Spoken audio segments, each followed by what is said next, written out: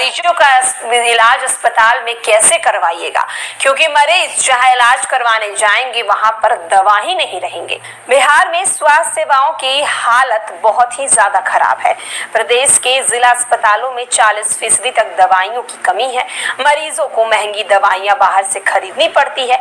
जून में स्वास्थ्य मंत्री मंगल पांडे ने सभी अस्पतालों को कम से कम 300 दवाई रखने का निर्देश दिया है, लेकिन अधिकारियों की लापरवाही के कारण ऐसा नहीं हो पा रहा है। दरअसल जिला अस्पतालों में 456 प्रकार की दवाइयां होनी चाहिए, लेकिन कई जगहों पर 261 प्रकार की दवाइयां ही उपलब्ध है।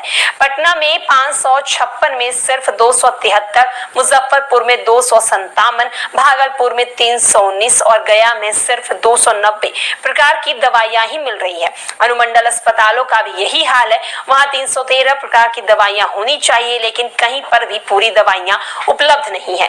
मुंगेर के तारपुर अनुमंडल अस्पताल में 297 और पूर्वी चंपारण के अरेजा अनुमंडल अस्पताल में तो सिर्फ 152 दवाइयां ही है।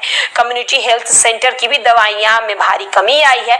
वहां भी 309 दवाइयां होनी चाहिए, लेकिन कई जगहों पर 245 है तो कहीं सिर्फ 157 दवाइयां उपलब्ध है।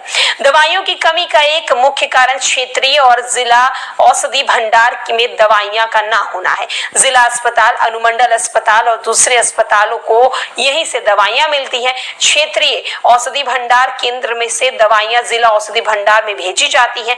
दवाइयों की कमी की जानकारी ऑनलाइन अपलोड करने का प्रावधान है। केंद्र सरकार के portal drug and vaccine distribution management system पर दवाइयों की जानकारी अपलोड करने के बाद जरूरत के हिसाब से आपूर्ति होती है।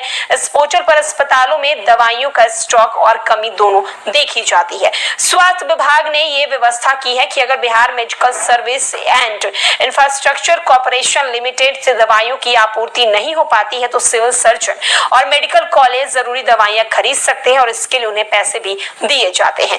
तो एक तरफ जहां मंगल पांडे ने तो साफ साफ ये आदेश दे दिया था कि हर जिले के अस्पतालों में 300 से ज्यादा अधिक मेडिसिन रखी जाएगी, लेकिन अधिकारी लोग बेहद ही सुस्त नजर आ रहे हैं। अभी भी अस्पतालों में दवाइयां नहीं है। 40% दवाइयां कई अस्पतालों में मौजूद नहीं है, जिसके बाद अब स्वास्थ्य विभाग से सवाल किया जा रहा है और स्वास्थ्य विभाग के मंत्री से पूछा जा रहा है कि आप जो बड़ी बड़ी बातें कहते हैं, आप जो बड़े बड़े वादे करते हैं, वो वादे पूरे क्यों नहीं होते हुए नजर आते हैं।